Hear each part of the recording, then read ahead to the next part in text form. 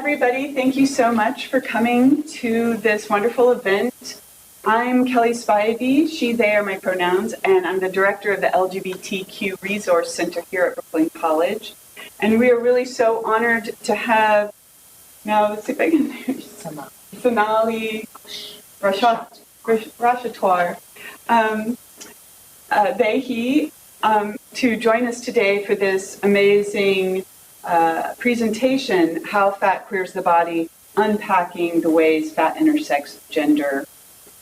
I want you to be sure and sign in, and I also want to put up a few slides myself. Well, actually, I think I'll just announce that we have a few other upcoming events.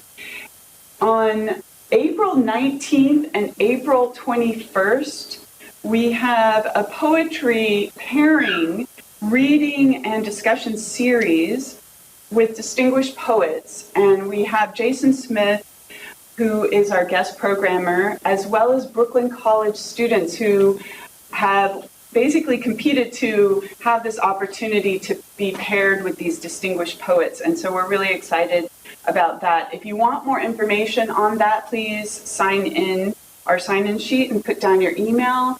And if you're watching via our YouTube live stream, please just email us at lgbtqcenter@brooklyn.cuny.edu and we'll give you more information. We also are going to have a lavender graduation on May 25th. So if you are graduating this year, or if you're graduating this summer, or if you know somebody who's graduating, even if you graduated in the past couple of semesters, due to COVID, we haven't had an in-person lavender graduation. And this year we're going to have one. And if you're wondering what a lavender graduation is, it is a really exciting event where we celebrate our LGBTQIA+ student graduates, undergraduates as well as graduates, for their specific accomplishments. It's not like a regular commencement in that we will have performers, we'll have poets and drag shows and music and food. It's really more of a party. It's really, our style of commemorating your accomplishments here at Brooklyn College. So again, if you want more information about that, reach out to us. I want to again thank the team here at in the library in the Tanger Auditorium, Fatima Davis and her whole crew in the Media Center, Chelsea, everyone who's helping out with this event. It's really quite a task to ensure that the Zoom is working. There's multi-cameras shooting live, and the YouTube is live, so I really appreciate it. We want to thank our co-sponsors, SAIL, We Stand Against Hate, and as well as the Women's Center for co-sponsoring this event. I also want to thank the CUNY LGBTQIA+ Consortium, who made this event possible through their generous support through the LaGuardia Community College and New York City Council LGBT and Queer Caucus. I want to thank Sammy, who is here, Sammy Binder, who works at the center, as well as Aka, who is helping us here today, who also works at the center. And obviously, we want to thank our guest, as well as our moderator, Tunji Fussell, who's the Associate Director of the Office of Diversity and Equity Programs, for moderating this event today. And now I'll hand it over to Tunji.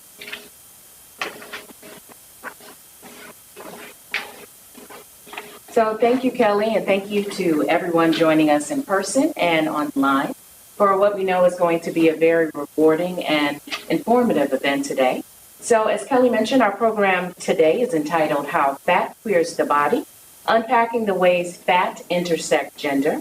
And we are pleased to have with us today Sonalee Rashatwar, who goes by preferred pronouns of they and he, an award-winning licensed clinical social worker, sex therapist, adjunct lecturer, and grassroots organizer.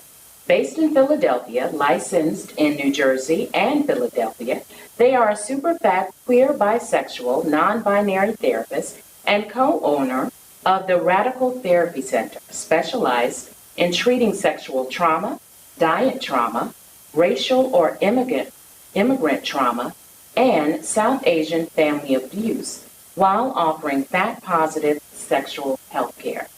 So please join me in welcoming Sonalee Rashatwar. Thank you so much, Tati. Also, your voice is beautiful. Thank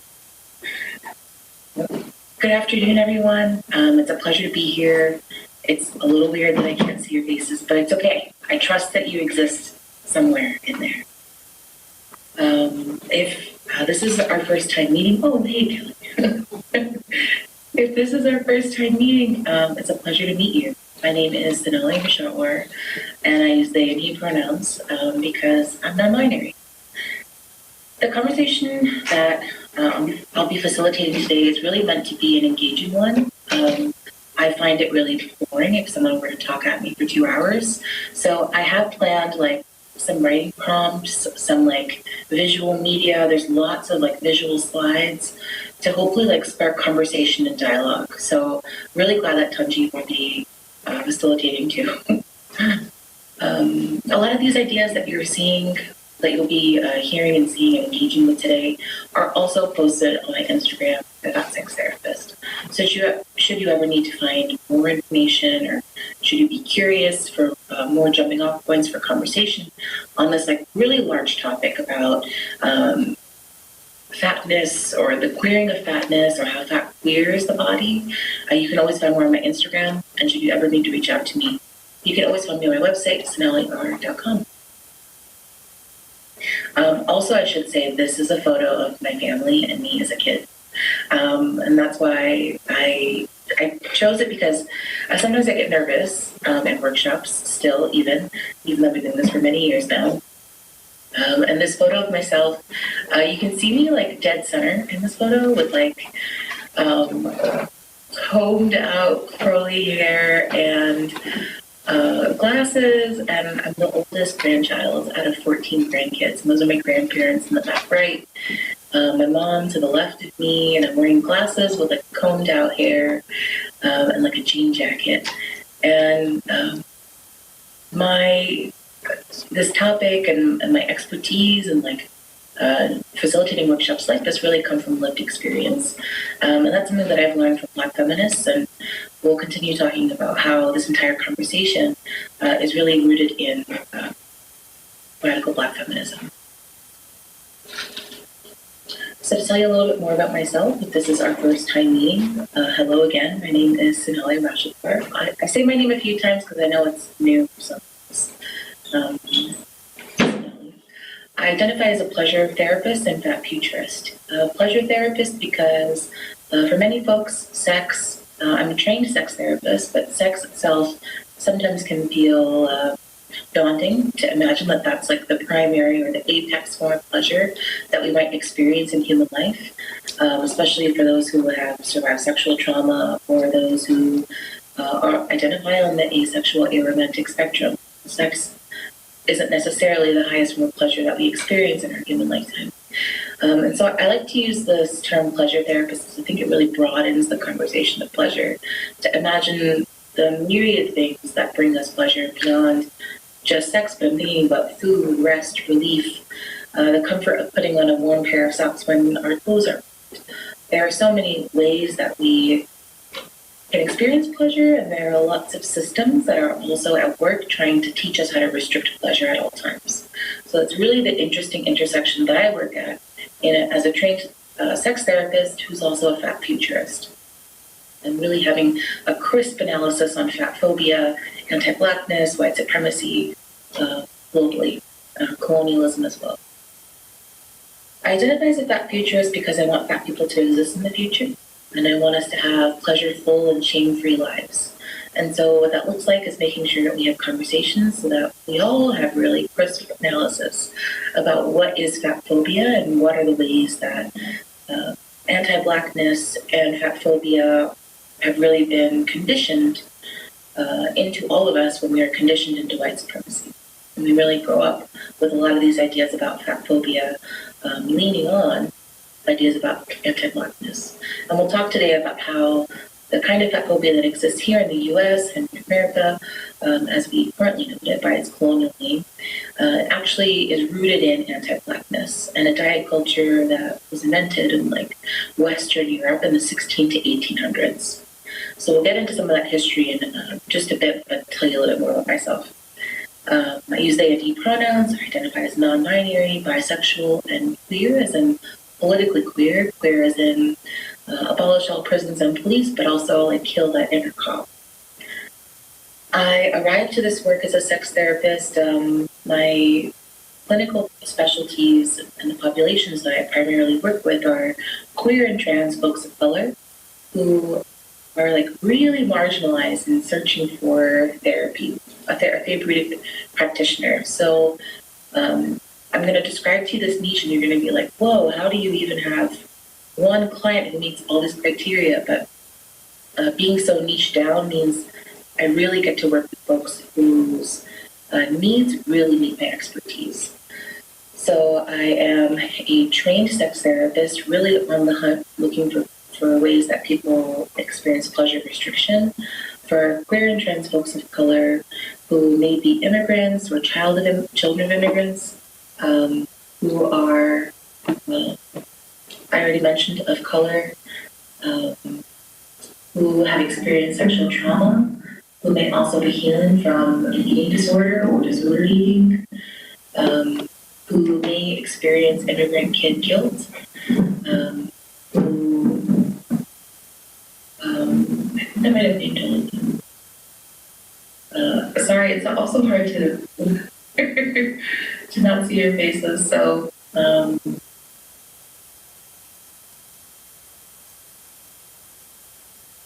think I listed most of that.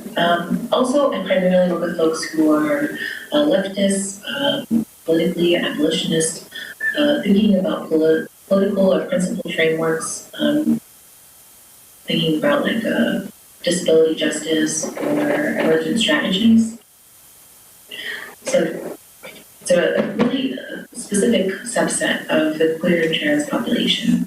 Folks who might be experiencing state violence, who might be undocumented, and a lot of clinicians sometimes are squirrely about working with folks who might need a bit of extra consideration in order for them to get really comfortable doing work in a clinical setting.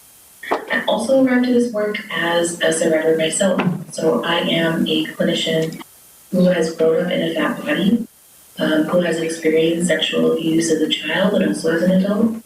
And I think it's really important thing because in my work in the field of anti-violence for the last 10 years, I have noticed that many of the providers often share identities with the client populations that we work with, meaning we are usually survivors who are working with survivors. And, oh wow, I can see you all. Thank you for doing that. I do. That's fantastic. Thank you so much. Any kind of like visual is just so helpful. So not just myself, but also the clinicians that I work with also believe that it's important for us to name what identities we share with our clinical population. But this is often really helpful because it can help to have a client population feel a little bit more comfortable knowing where we come from, what lived experiences we might share, and which ones we don't share. I also do work with this, political education training, popular education training, and clinical training. I train clinicians on how to be better providers to fat people, to queer and trans folks of color, to leftists, folks whose politics is really informed by anti-capitalism and abolition, and making sure that that's reflected in the therapy work that we do. Because at Radical Therapy Center, what we do that's a little bit different is we really intentionally and really proudly and really loudly politicize our therapy. And we bring a politicized framework into our therapeutic work. And so that what it looks like is naming for our client when they're experiencing a lot of shame because they haven't knocked down their to-do list, really naming it as productivity shame. And making sure that we connect it back to capitalism. Capitalism really teaches us to connect our self-worth to our productivity, or how fit our body is, or how able to biologically reproduce our body is. And when we get down on ourselves about productivity or our ability to biologically reproduce or our worth within our careers, it's often really informed by capitalism. And we have to make sure we put the blame where it belongs and not on our individual bodies.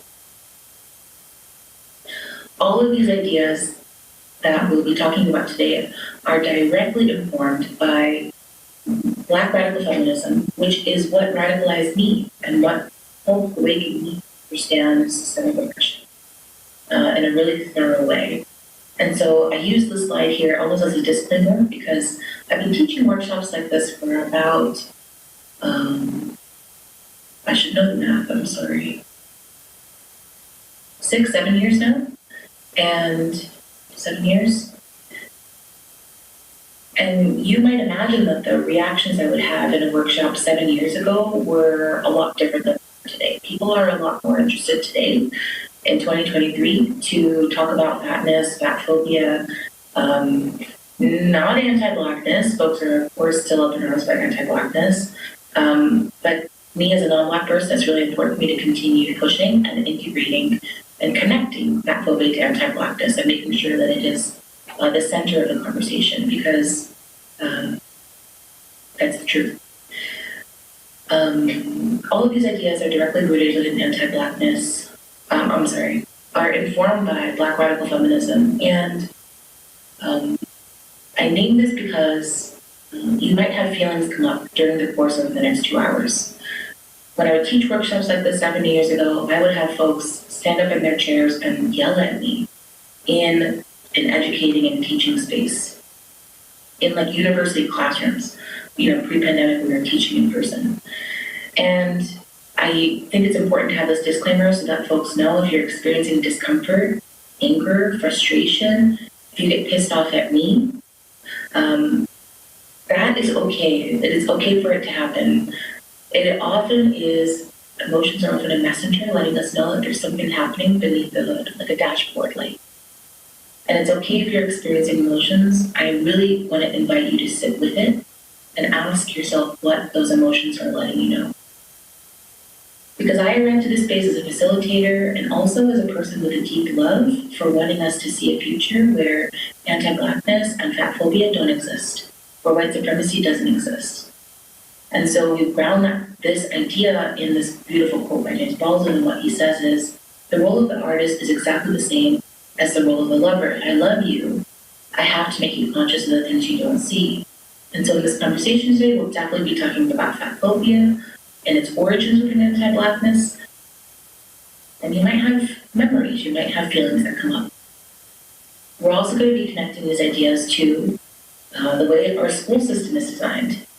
You all are sitting in a classroom at CUNY, and I imagine that this might be a conversation that is happening in many of your gender studies spaces, and that's because a lot of these LGBTQ specific spaces are a little more rigorous to try to understand.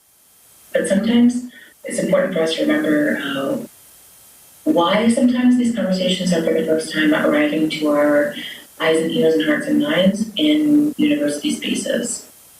This tweet by Naomi Simmons-Malone reminds us, she's a brilliant trans woman who's organizing in the South, in the US.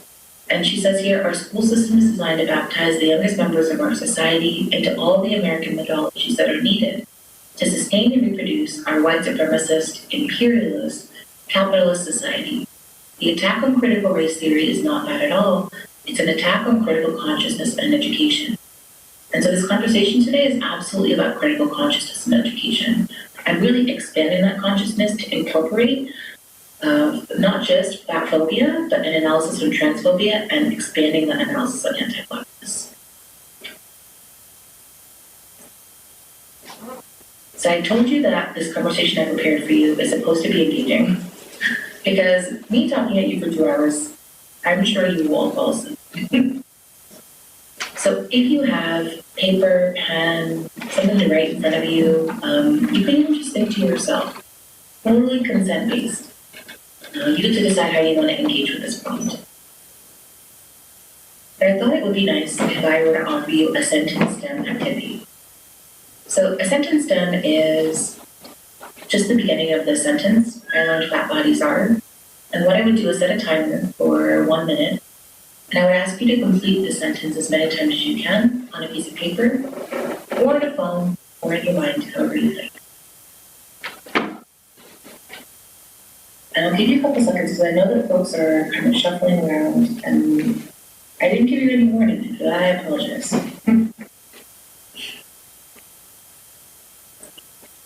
So for this activity, when you're ready, I want you to comb through heart and mind. And you can write if you'd like. Type into yourself, but it's up to you. And try to finish the sentence down as many times as you can within 1 minute. I learned fat bodies are. And it looks like folks have some paper, so I'll go ahead and press start. Okay, you have 1 minute. Take your time.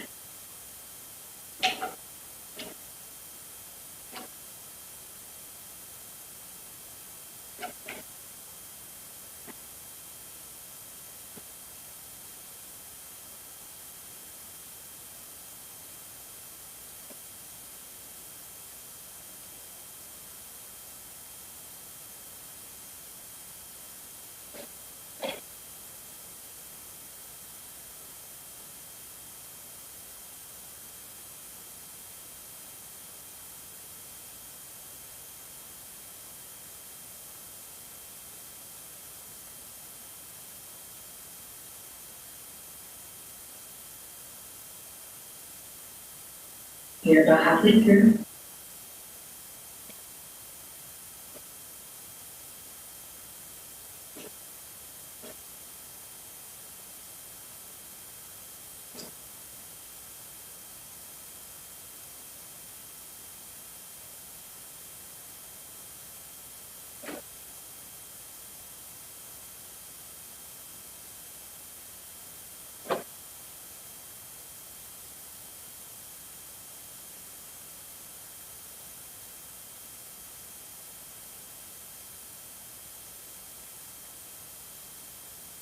Take time to finish up your last stem.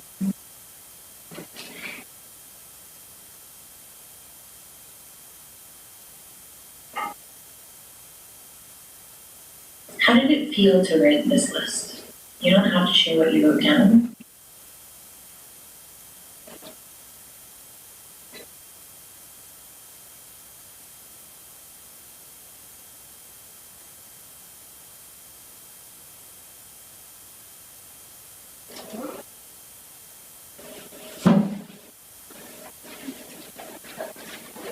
I think I see a hand on the right side.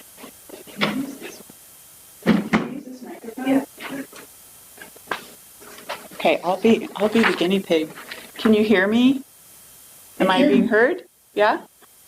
Yes. How did it make me feel? I found really challenged because I have so many different touch points with how I learned about fat bodies. So from society, from my mother, and for me, the more positive ways I've learned about fat bodies are from fat people. So that's how it made me feel. Do you want me to share my list? You don't have to, but I love that you reminded yourself that it wasn't always negative. Yeah. Oh, okay. So I started with the more societal things. I learned fat bodies are not healthy. They're unattractive. They're due to bad eating habits. I learned that fat bodies belong to funny people. I learned that fat bodies are ways to both be visible and invisible.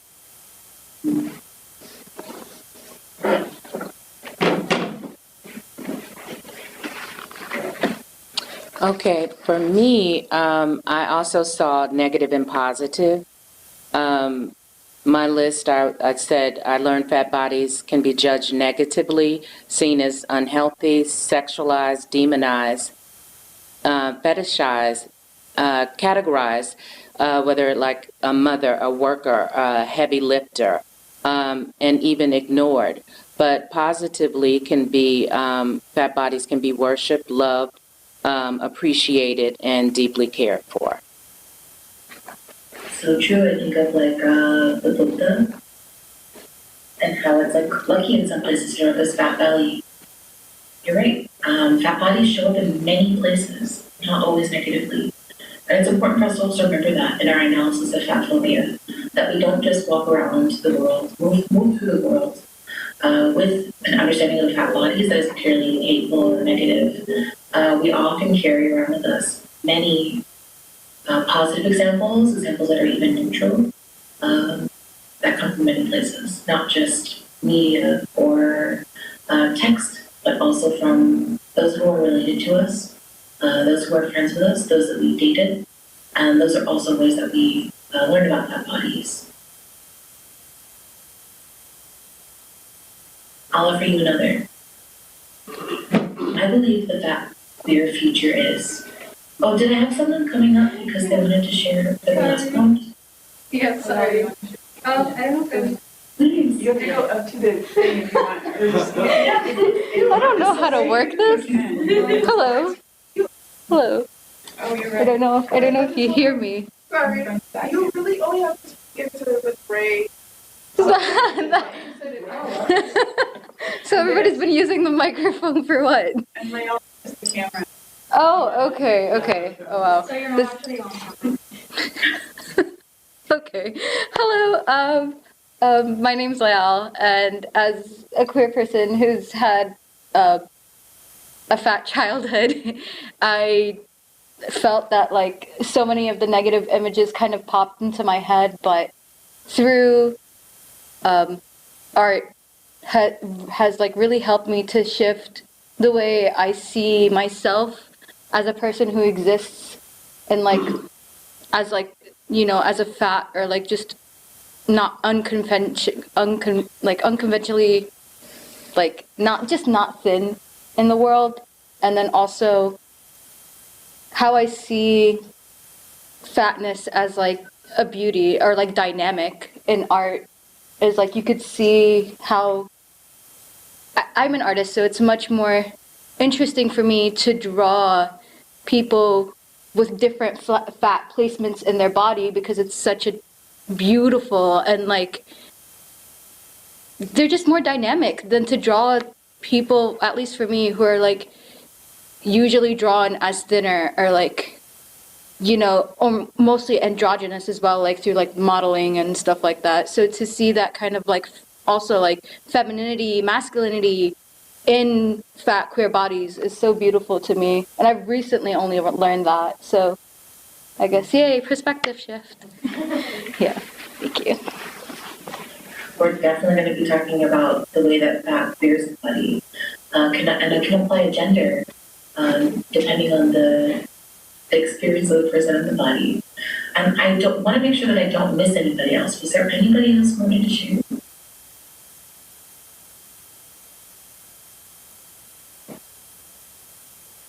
It looks like no, right? Okay, thank you. The second prompt I wanted to offer you is an opportunity to look into the future and like really allow yourself to dream big and imagine big. Because one of the hardest ways that colonization affects our minds is that it affects our imagination. And it sometimes can apply these like false limits to what we can dream and imagine for ourselves. And so I want to take a moment again to offer a sentence stem. And I'll do the same, I'll offer you a minute. And try to complete as many times as you can this stem. I believe that that queer future is. And I'll set a timer. And go ahead, 1 minute.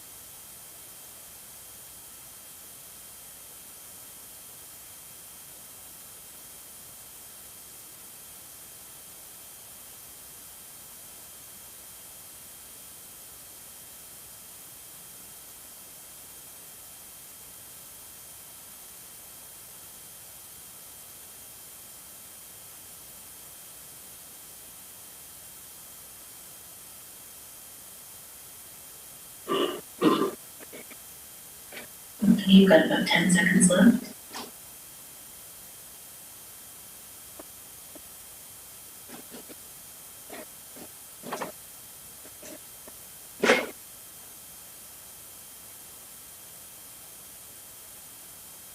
And take your time to finish up on the last.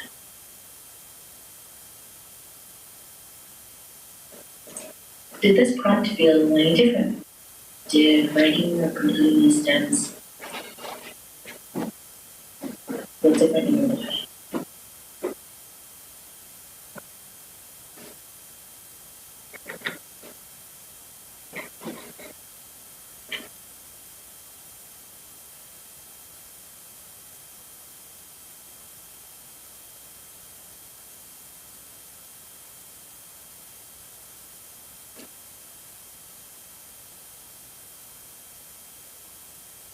Is it hard to imagine what that your future would be? Does your mind imagine or like repeat what has existed? Instead of imagining like the broadest, most free future possible.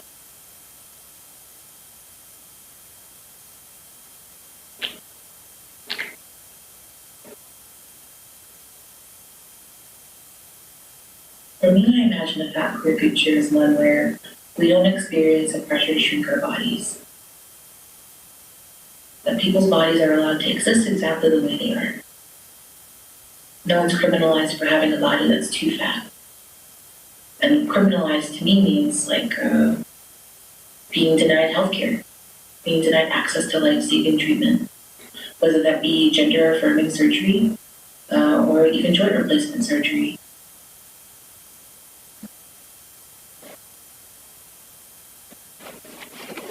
Am I seeing the hand in the back? Or am I making that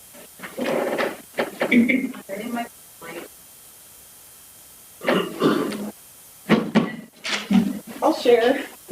I'm always game to share. I found this much more, like, thinking of the future usually is bleak for me, you know, thinking about the environment. But this was really playful. And so I found, like, imagining a future full of, like, free of shame, free of guilt and fat hatred is a future full of variety, softness, sensuality, love, and acceptance. I love that softness, sensuality. Yeah, relying on the senses. It's one of the things that anxiety does. It like pulls us out of our body. Capitalism does the same. It really tries to disconnect and sever that experience of embodiment. Makes it harder for us to know what we want and need and advocate for ourselves. For me, also, that queer future is one where fat trans folks don't experience limits, like BMI limits, in order to access gender affirmation surgery. And this is a great article that talks a bit about it. This was released in 2021 in November, written by Jackson King. He's a trans mass person living in the UK. And if it was hard for you to imagine a fat queer future, definitely I can understand the bleakness because of climate collapse and climate apocalypse that we are actively in. I do still believe that a fat queer future is one where folks like Jackson King continue to reveal the ways that transphobia and fatphobia and anti-blackness show up in healthcare systems globally, because again, this is based out of the UK. Jackson King, in this article, writes about how fat trans folks often have to put their lives on hold due to medical fat phobia that exists.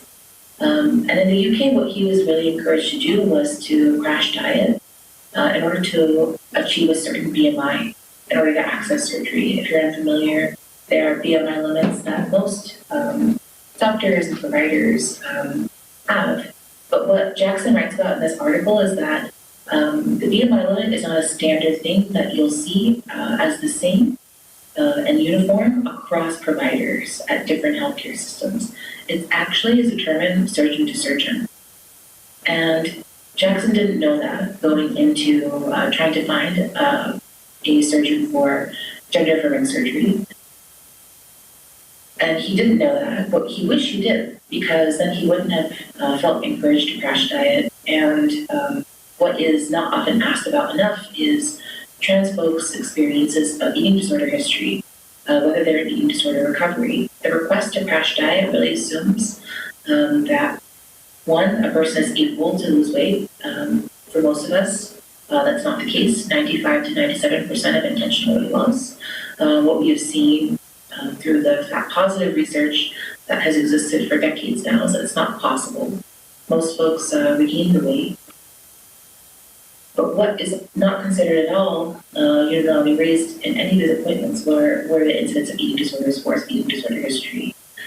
And trans folks actually experience a higher rate of eating disorders in compared to their cis peers. So in this article, Jackson King also talks about how the trans fat body is one that needs to be surgically created. He quotes one of my favorite fat study scholars, Dr. Francis Ray White, in his article. And in this article by Jackson King, he writes about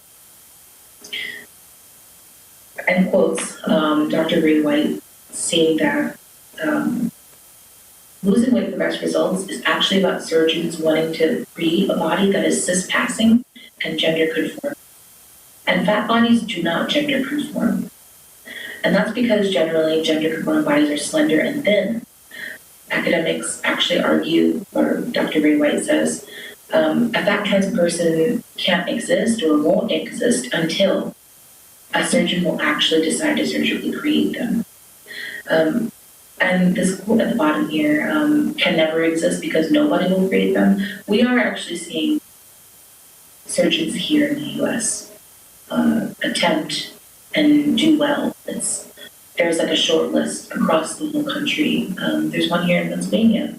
Her name is Dr. Samina Wahab, and she is a queer woman, a queer Muslim surgeon who works with fat trans folks to not ask for weight loss before top surgery, bottom surgery, but really specializing in top surgery.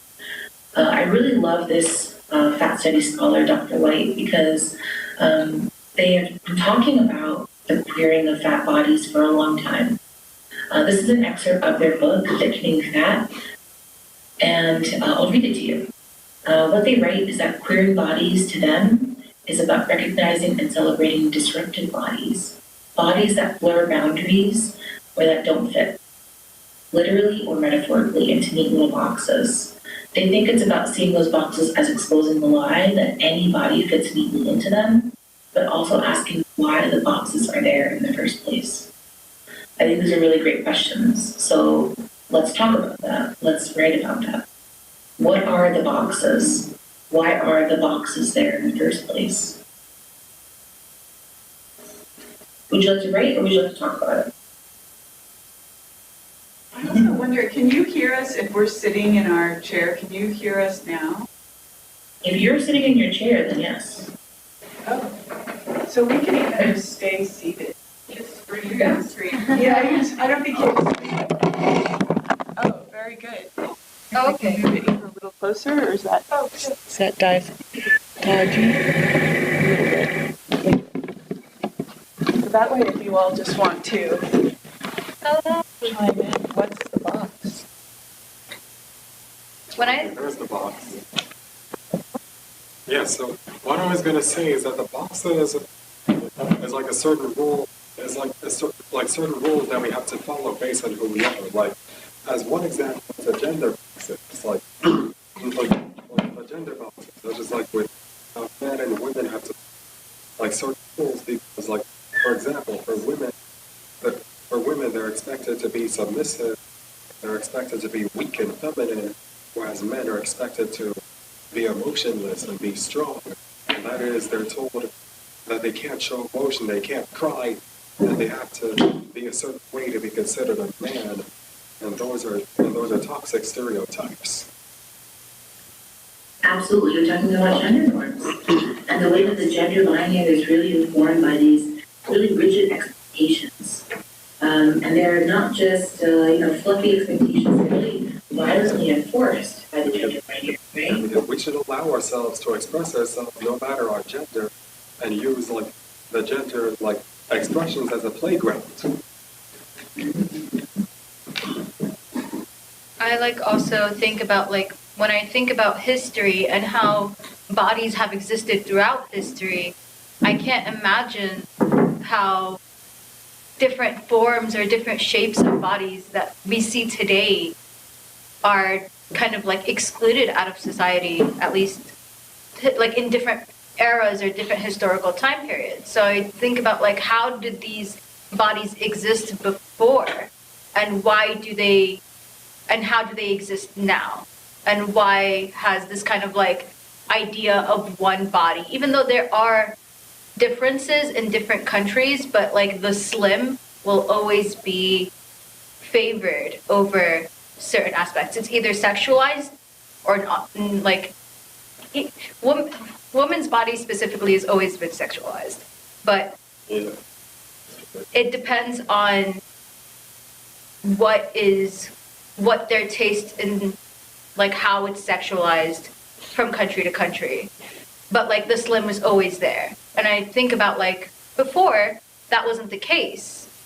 At least like, you know, when you see like historical periods, like there was a time in Europe where like having a belly was seen as a mark of beauty, or like having like, you know, in Africa, like being of a certain body, having like a bigger body was seen as like a sign of wealth.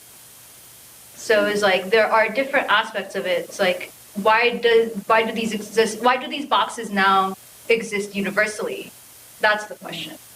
Yeah. For me, at least. Yeah, and as you also mentioned about bodies, well, and to add to the gender roles, they also have the expectation, like of weight based on gender as well, because they expect women to be skinny. Otherwise, if they're fat, they're sexualized, and they're viewed as less than. Whereas for men, they're expected to be muscular, because if they're not muscular, they're viewed as weak and unmade. They compare them to women.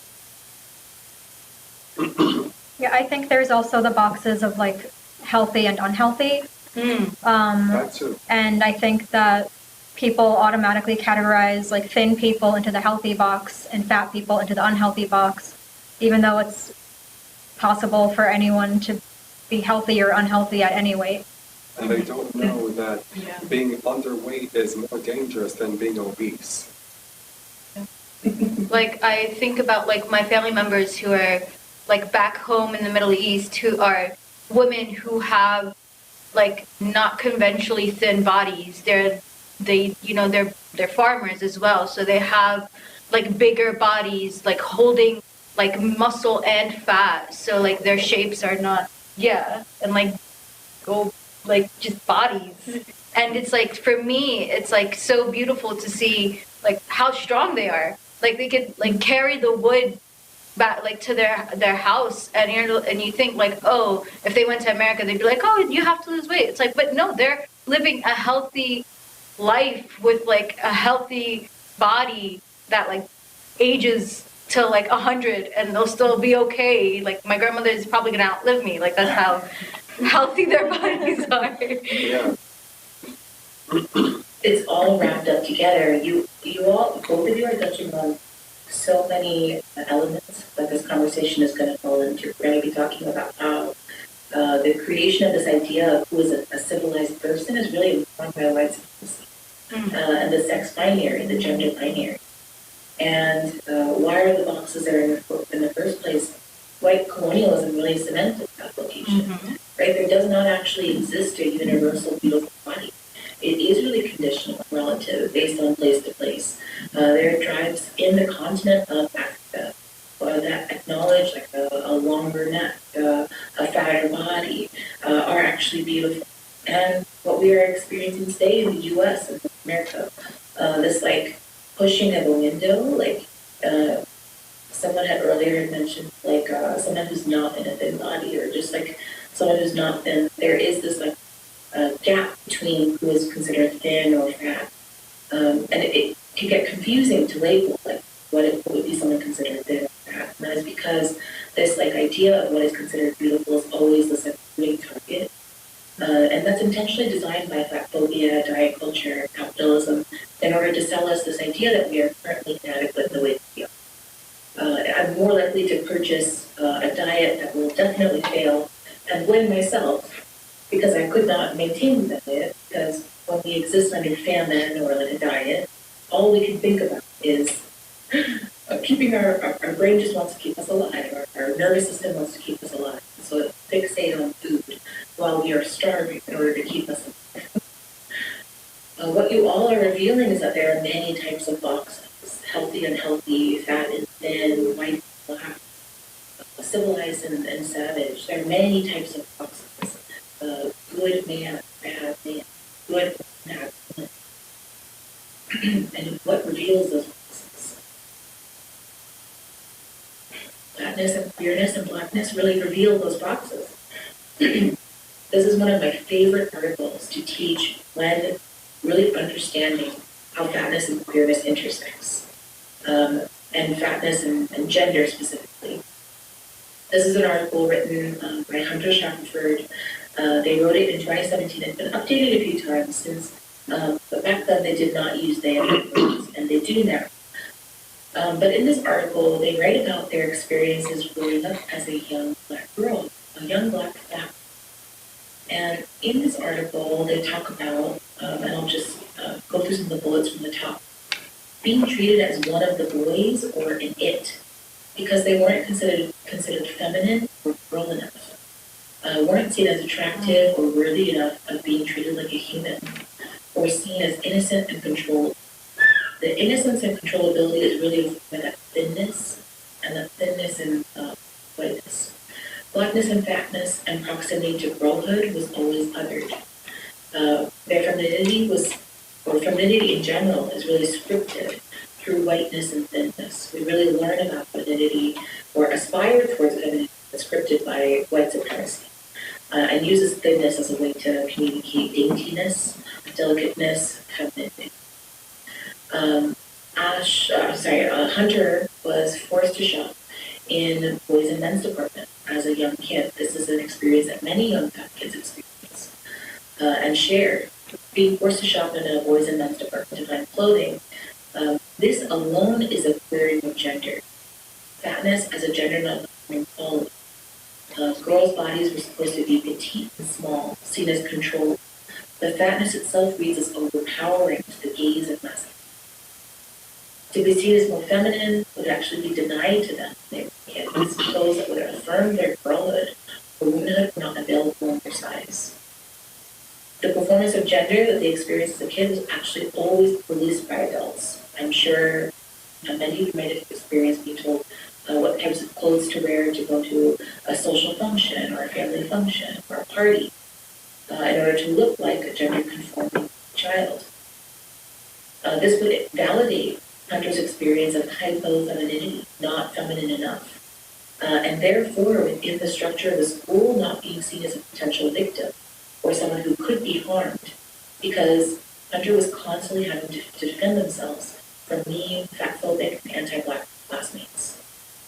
And what they experienced was a lot of tone policing. They were seen as too aggressive and too angry. But what they actually had to do was constantly fight for the right to exist in their body. So you can see how this, one of the boxes around gender is really informed around race. It's really informed by class also, thinking about what kind of clothes folks can afford to affirm a young kid's gender. For example, I grew up from a family that was an immigrant family. My parents are from India, but we were comfortably middle class, and so I would have to shop in maternity sections as a young kid in the 90s for clothes that would fit my larger body. So I was able to find clothes that affirmed my hypofemininity as a young kid, Sonalee. But it was because my parents had class access to provide clothing that was made for adults.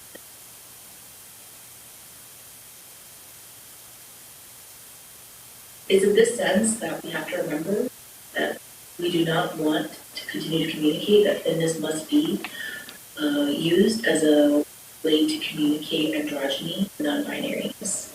We do not want to continue to lean on this idea that femininity has to be scripted through thinness. And that is because we have to remember that fatness itself queers the body, queers the experience of the body. On a feminine body that's fat, it can masculinize that body. On a masculine body that has fat on it, it can feminize that body. On a non-binary body that has fat, it can gender the body in a way that might not feel comfortable to the person who's in that body, depending on what they're trying to express, whether that's fluid or fixed. A lot of these ideas that we're talking about today are really informed by like the boxes we were talking about. Why do they exist to begin with? This is a great video to show you real science. And I think I have to stop sharing so that I can pull up the video. But it'll just take a second.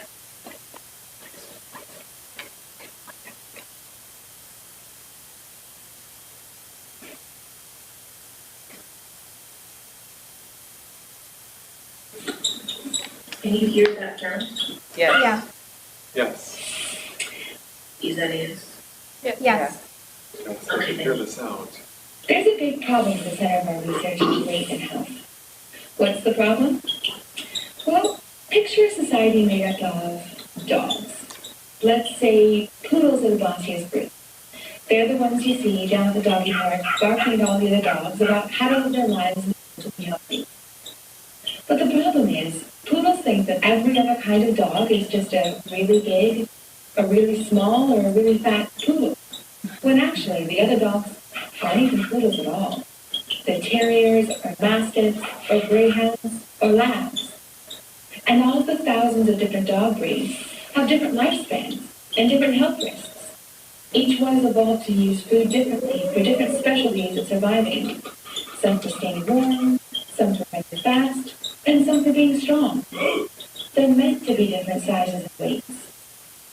So the poodles think the mastiff should lose weight, but a starving mastiff never becomes a poodle.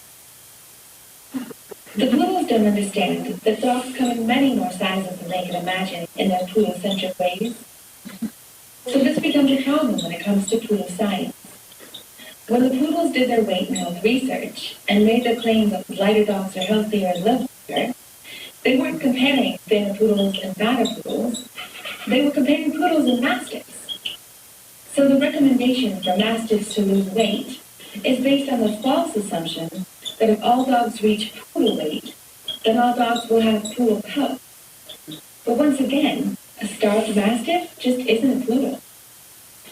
This poodle science doesn't even test whether a starved mastiff lives longer than a mastiff who has enough to eat, because one would have to compare mastiffs who maintain poodle weight to mastiffs that maintain mastiff weight.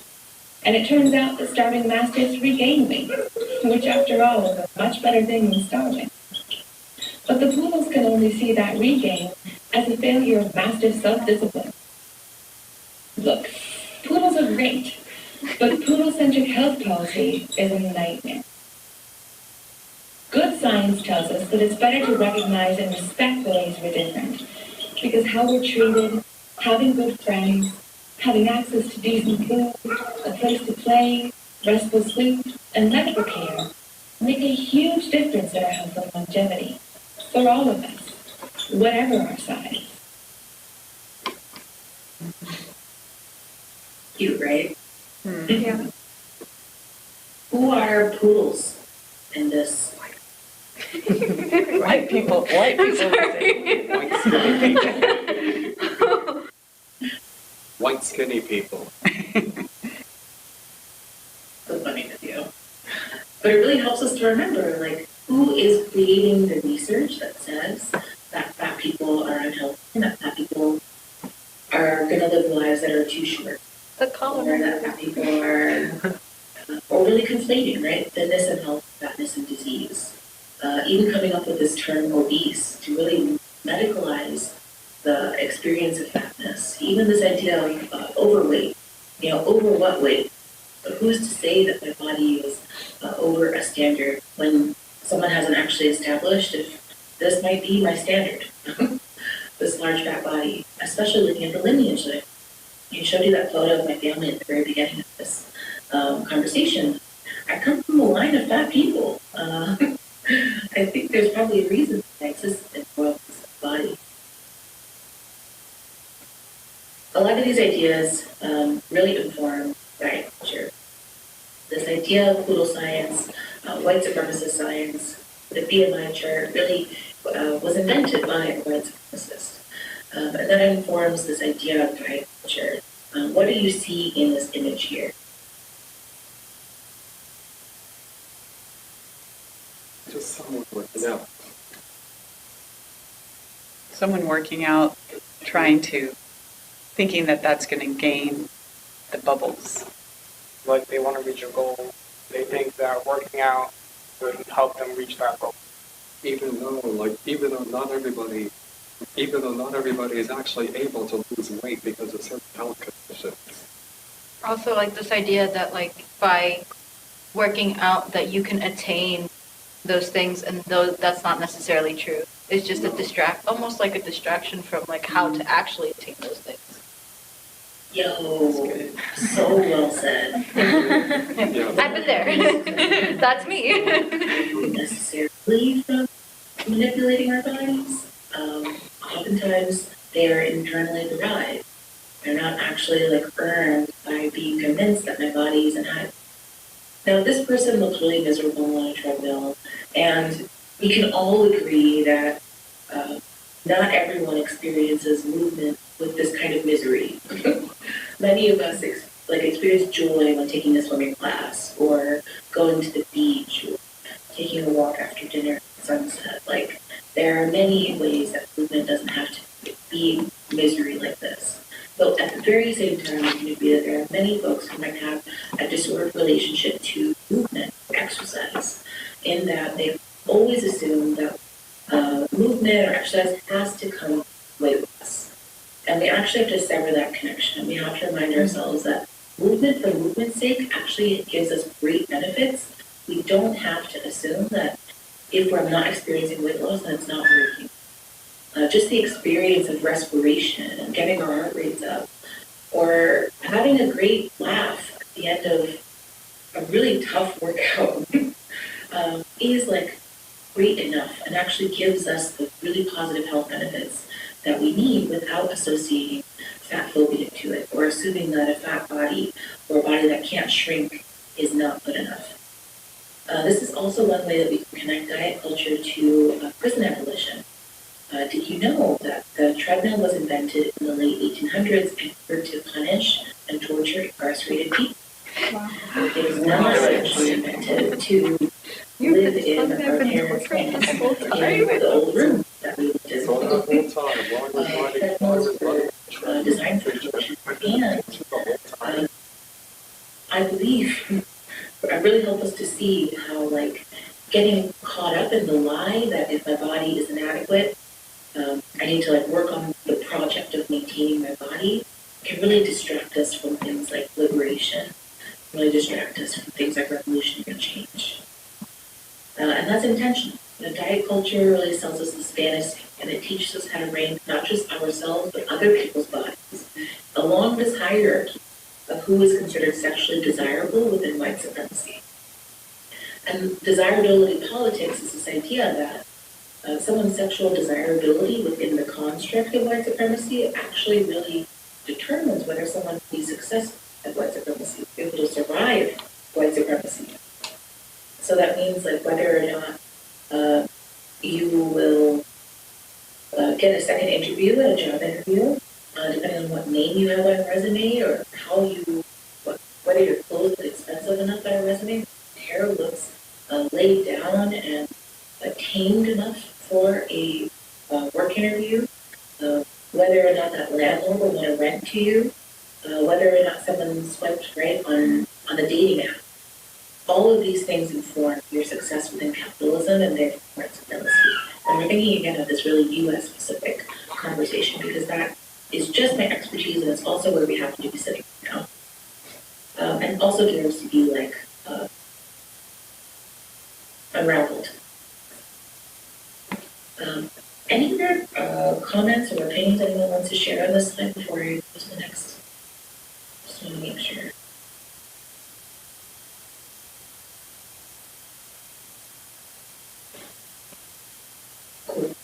I have Oh, was there?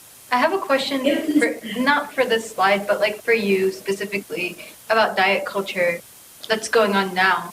That like this idea of like there was a whole trend of like kind of getting specific certain like bodies, like you know like the bigger butt, like the bigger, like the slim thick body, and like now we're kind of like shifting more towards like going back to that diet culture. And I was wondering if you had like commentary about like how, at least for me, it was interesting to see how when the movement of body positivity gained like was starting to pick up, like this idea of like capitalism feeding on the trendiness of slim thick, and then kind of now as like they kind of got bored of the trend, they're throwing that out and they're going back to diet culture. And I was wondering like what are your thoughts on it? What's good, like what the hell is going on?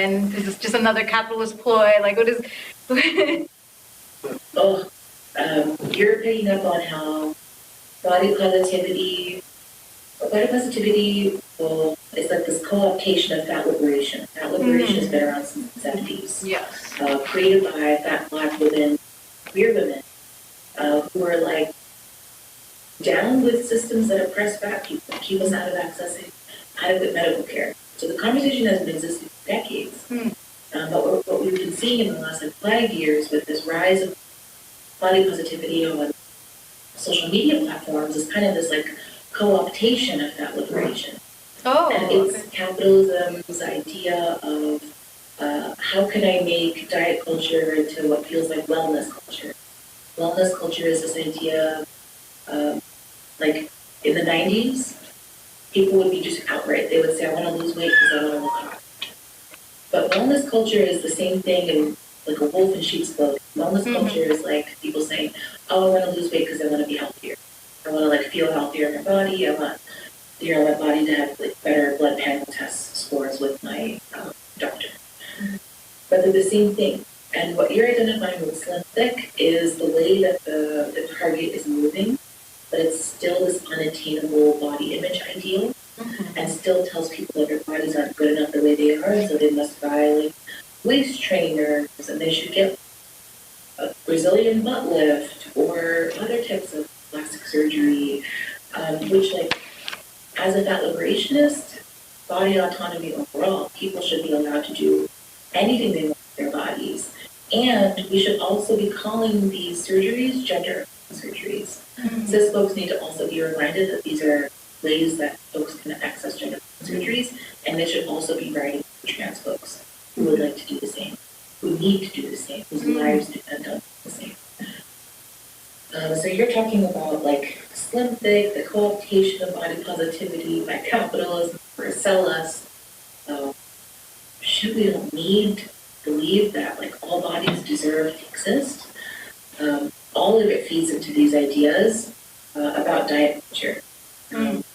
This is Ruchi Tovar. I really like this quote by her, but I should give you this big disclaimer that she's like not doing enough to connect these ideas to larger systems like white supremacy.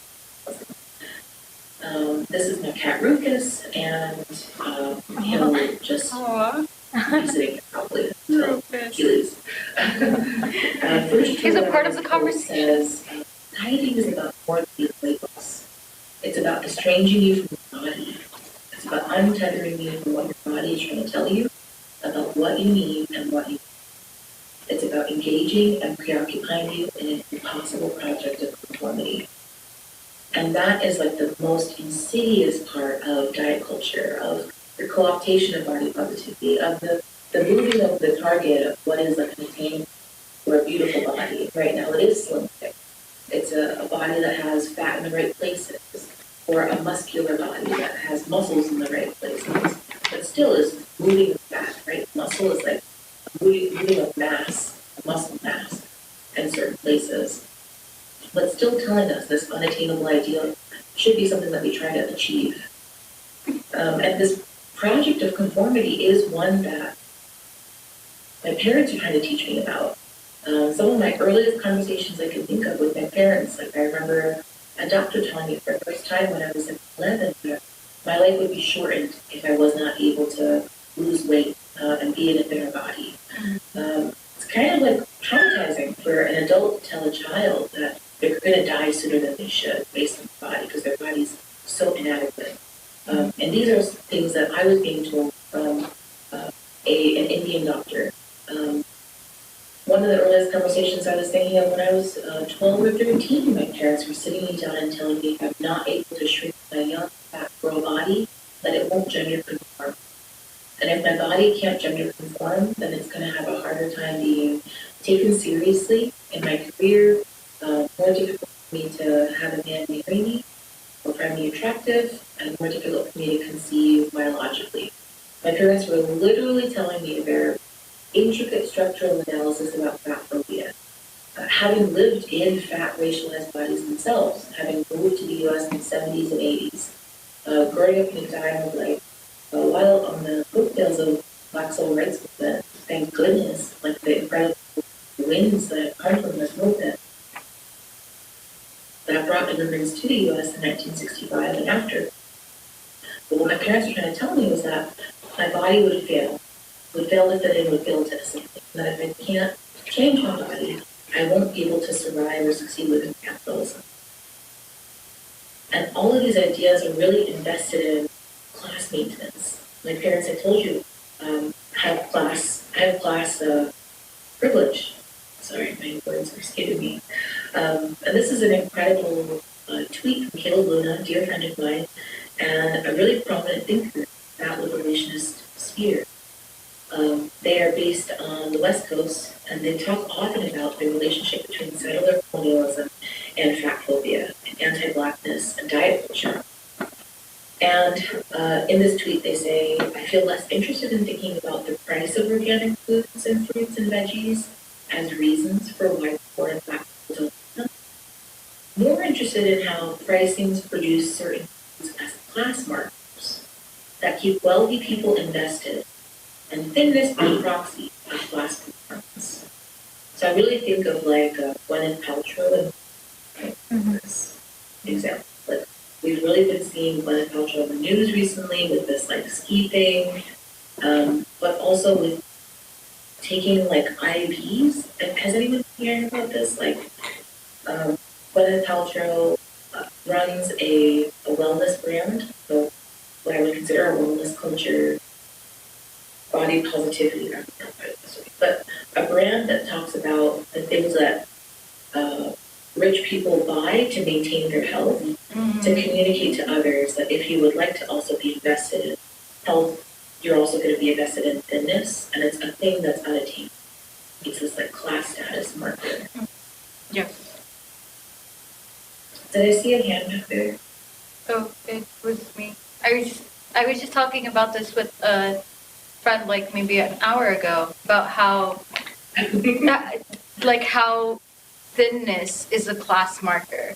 That like not obviously not always, but like it's always tied with this kind of idea that like back then, like, you know, being like bigger was a wealth status because you were able to afford the food. It's like now, like, you're able to afford food that isn't mass produced or like you know, access given to you. And I was talking about how in America that like the food that is available to people of like lower income is so like for example, white bread is just so dense in sugar and just like kind of like all this like processed like ingredients that like it's the only thing that you can have access to. And then they blame the country on like why it's people are fat, but you're not giving them the opportunities or just like, you know, access to food normally that other countries would have. It's a catch-22 also. Yeah. Like these ideas that like certain foods create fat bodies is also this like, we see this in like the fat studies sphere. It's also called like obesity studies, which like I have weird feelings about because a lot of fat people are like, obesity is a slur. We shouldn't be using terms like obese and obesity anymore. And just actually say the word fat. Don't say overweight, just say fat. But in this field of study, they talk about how studying an obesogenic environment, so like needing to like pinpoint how do fat bodies get created, really position this idea that like fat bodies aren't a naturally occurring thing, or that like body diversity just exists, that like fat people are supposed to come in all body sizes, all body shapes, all types of abilities and disabilities. Like that's just supposed to happen. We see this with autism too, right? Like why this investment is thinking of autism as a disease or autism as a new disability when it's existed for ages. All disabilities are a natural occurring phenomena. And we're going to get into that too today, how all of these ideas really come together in this conversation of disability justice. But you're right, in this, when we get stuck on thinking about what types of foods create fat bodies, we forget that a lot of times diet culture is trying to communicate to others, oh, I care about my health because I invested in this like statusy food consumption or this statusy gym membership consumption. These are ways that I verbally tell others that I am participating in wellness culture and diet culture, and therefore white supremacy and this idea that a civilized person is one who maintains their health and puts a lot of effort into maintaining it, and that's a good thing. That I derive my moral superiority from that. We also hear it with food moralism. So if anyone's ever been through eating disorder treatment or really loved someone who's in eating disorder recovery, one of the first rules they have to like retrain their brain around is that no food is a bad food. All foods fit. Anytime we find ourselves splitting food into like a good or bad binary, we're actually falling into the trap of fat phobia and food moralism. We're putting food on a moral hierarchy where healthy foods are good and unhealthy foods are bad. We actually don't want to do that. We actually have to collapse that structure and remind ourselves that eating food keeps our body alive. It doesn't matter what you're eating, you're doing something that keeps your body alive. And there are definitely conversations we could have that talk about, or that touch on like capitalism and the mass production of food and how it's obviously not good for the environment, obviously not good for the animals that are slaughtered in inhumane ways.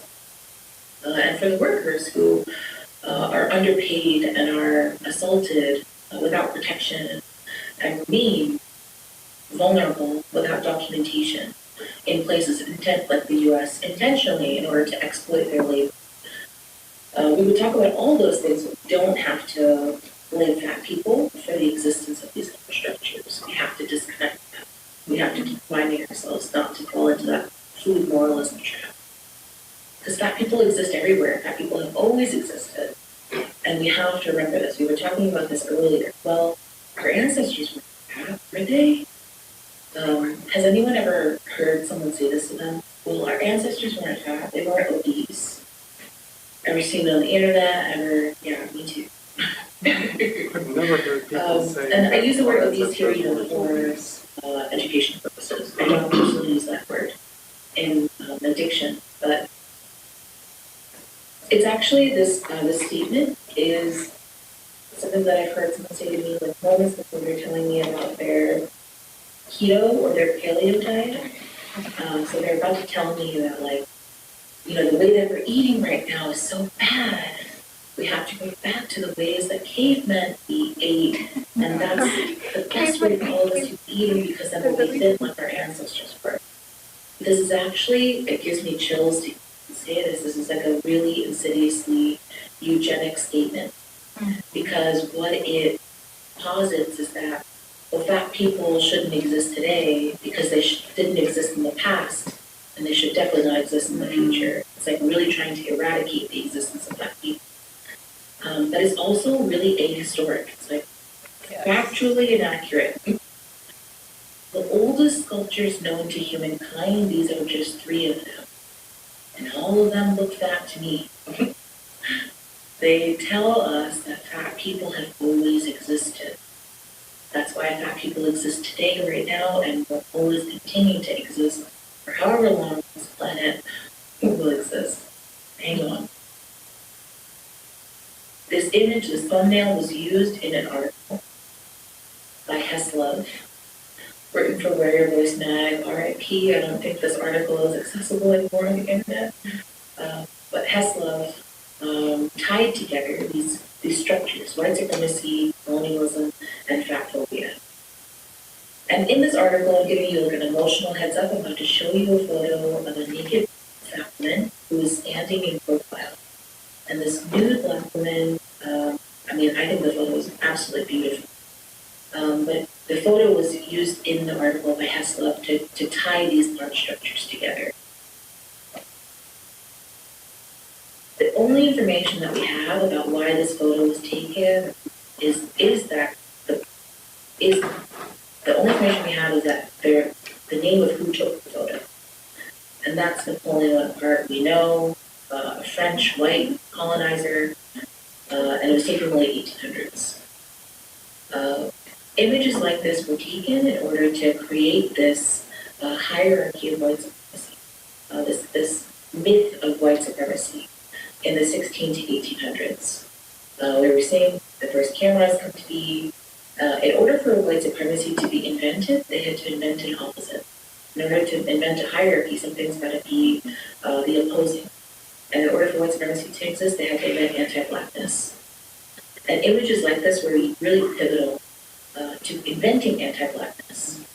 And what Heslov talks about in the article is that she says the idea of fat and noble bodies that are a drain on society and need to be eradicated is concurrent and congruent with the idea that black bodies are important and need to be eradicated. Since white supremacists cannot rid the world of large bodies, they'll attempt to colonize our understanding of those bodies and continue to push blackness into an infinite abyss. For all white supremacy's revisionist attempts, black fatness has always been here and is here to stay. What she's reminding us of is that there are many visual things, there are many elements to anti-blackness that had to be tied together. Obviously, mythology, because white supremacy, as well as the mythology, this idea of white superiority, there's like a scholar who studies the idea of white inferiority, right? Because I'm sure you can think of a friend who's in your friend circle, like, will not stop bragging or like being arrogant about themselves. And like, it's because they're projecting like a low self-worth. And coming from this place of needing to talk themselves up all the time because there's sometimes really low internal opinion of themselves. So this idea of white supremacy, this mythology, this idea that like thinness is attached to white supremacy, civilized demeanor is attached to white supremacy. The food that white people eat creates a white thin body. All of the opposites attached to anti-blackness also attach fatness to this idea of savage, of the opposite of civility. There's an excellent book that came out a couple of years back by Dr. Sabrina Strings, Fearing the Black Body. If you haven't heard of it, it's incredible. It's a little dense, but if you like a dissertation read, highly recommend. Fearing the Black Body, the Racial Origins of Fatphobia. In it, Dr. Sabrina Strings cites thousands of examples of how anti-blackness was invented and really relied on fatphobia to invent this narrative of white civilized superiority. And I'm giving you an emotional heads up. You're going to see a photo of a young black child in a human suit. And that's one of the three examples that I'm just pulling from the book, Dr. Sabrina Strings' book. It's really an excellent read. The three examples we're going to talk about just for a moment are human zoos, enlightenment in art, and the invention of the bear craft. Easy to understand that human zoos are really pivotal to creating this visual image for white people who existed in Europe who maybe had never seen a person of color. Using images like this to paint this, to invent the visual image of anti-blackness.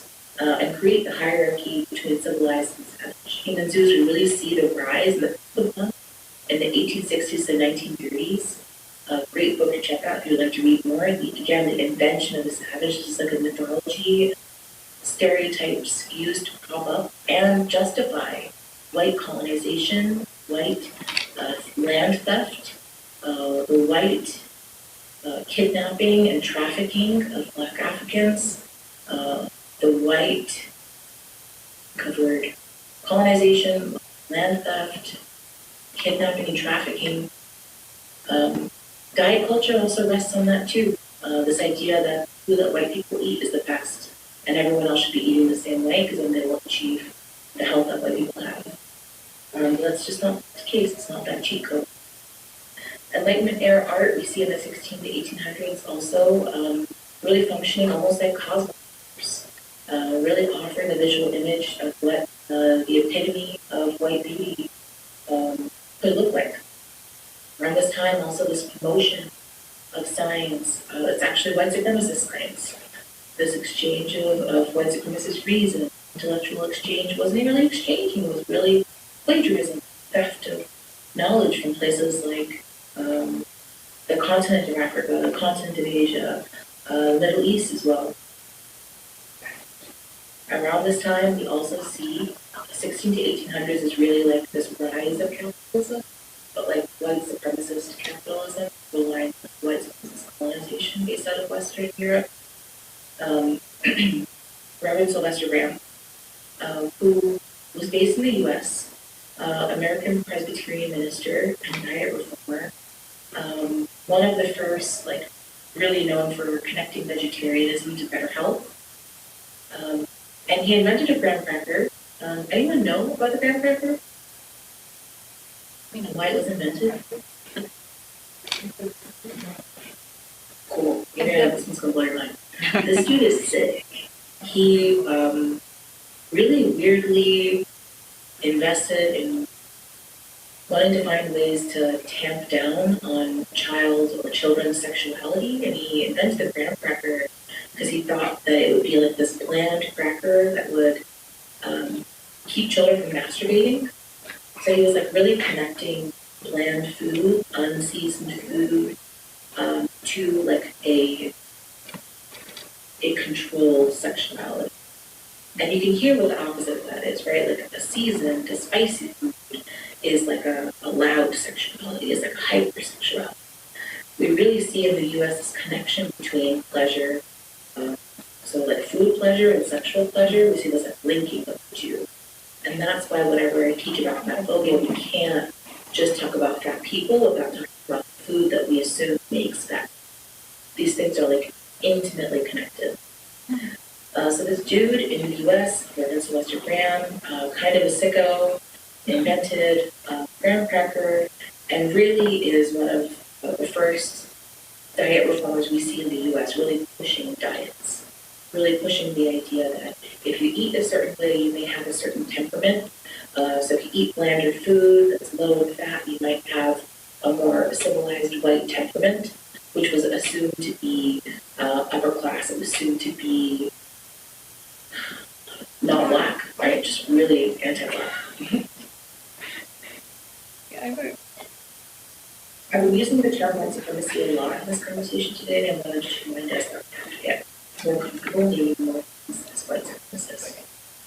Really getting crisp examples of white supremacy too, because white supremacy isn't just guys in hoods and torches. It's actually the really simple, basic assumption that how white traditional do things is normal and right, and how everyone else does things is wrong. And so what we see with diet culture right now is exactly that. There's no colonial past, there's only ongoing colonial present. Colonialism was known at time, is actively still happening. So we have to remember the diet reformer, Sylvester Graham, who invented the graham cracker, is directly connected to Gwyneth Paltrow telling us that what her favorite intravenous IV is, as if like getting intravenous vitamins is like the healthiest thing you can do to maintain your health, even though most people do not need that unless you have like a medical deficiency of some kind. So it's important for us to remember that colonialism didn't end. We're actively still engaging with it. Diet culture, as we currently know today, is this colonial residue. It's still sticking with us. And that's why it's so important for us to connect the fat phobia that we see today to its origins in anti-blackness, because they're absolutely all mingled together. You should not untether or separate them. These ideas and how they connect to gender, that we've been talking about earlier, also coming back to those boxes, these rigid boxes. Why are they there? Who do they serve? It's always white supremacy. In the case of us here in the U.S., gender as well. We have to connect gender to the racial construct, because right now what we've done is connect body size to a gender construct and a racial construct. This is a book that I heard of from Olupin Menon. They're brilliant gender abolitionist, non-binary thinker and poet and writer. They're so brilliant if you haven't heard of them. I would be shocked if you hadn't heard of them. But in this book that they talked about, they talk about how American masculinity is this like really unique type of masculinity that's evolved over the last course of a few hundred years. And it's really positioned this conversation of like civilization. American masculinity is an example of racial evolution in the frame of rights. They talk about how the rhetoric of civilization is really used to normalize and naturalize cisgender, heterosexist patriarchy, cishet patriarchy, and white supremacy. So anytime someone is, I don't know if you also grew up with a parent who's ever told you to like sit civilized or like be civilized if you were like in a public place. As an immigrant kid, it's usually like you're sticking out, you're not assimilating, not quiet enough. People are going to stare at you. And so in this book, they talk about how prisons and policing are really important within white supremacy to advance the white race and make civilization inaccessible to those categorized as savages. So that's anyone who is Black, Indigenous, undocumented, person of color. Civilized races are supposed to have a deep divide between genders. And so this is where we also begin to see gender binary really being informed by fat phobia again. In this book, they argued that white men have an inherent genocidal urge that needs and deserves to be expressed. And that's, I think, what we're seeing with the complete lack of care around gun control regulation here in the U.S. Like, it's not an accident, is what this book is trying to say. It's really a testament to like white supremacist masculinity, and this idea of like white supremacist civilization as well. Eugenicists really define gender really specifically to facilitate racial violence, and like white supremacist conquest, which is like through land theft, through human trafficking, through creating borders and border violence, state violence. And toxic masculinity, really feeling like a patriotic duty. So we see this with the kind of purity culture that exists here in the US. The purity balls, purity rings. And I had a great image that would communicate that. Like I really imagine like purity culture, like a dad with a gun protecting his like vulnerable daughters. We see like this white patriarchal paternalism and this rigid adherence to a gender binary. A man protects and a woman is an innocent victim and weak. And this is where I really see feeding into this idea of like toxic masculinity and a patriotic duty. What we all know, what we all have learned today here as well, is that the history of the sex binary, racist, based in white supremacy, based in anti-blackness, based in fat phobia. And this is a great breakdown of many examples of how that shows up. So we'll go through a few of these slides. And these again come from work of a local man who posts really frequently and publishes their writing and poetry on Instagram and online, and they're really known right now for promoting this like de-gendering of fashion, which is incredible to witness. So I'll just go ahead and read the slides. I think if we were a bigger group, I would ask you to read the slides. Do y'all want to read the slides?